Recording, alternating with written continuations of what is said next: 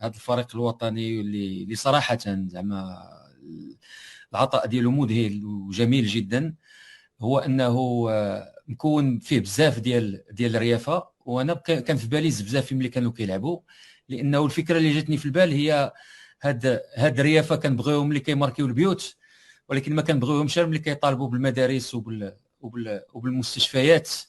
والاغلبيه كنعتقد 8 ديال اللعابه اللي لعبوا ضد اللي لعبوا ضد اسبانيا هما ماشي غير كيلعبوا في الخارج، لان كنعتقد كلهم كيلعبوا في الخارج، تزادوا كبروا في الخارج. بمعنى اخر انهم عندهم الجنسيه المغربيه وعندهم جنسيه اخرى في الخارج، بمعنى اخر ما عندهمش حق التصويت، ما كيصوتوش. فبالتالي هادو اللي كيماركيو البيوت ما عندهم شيء، لا يعتبرون كمواطنين بكل معنى الكلمه، بمعنى اخر ما عندهمش الحق التصويت. فغير هادشي هذا خصنا نستحضروه.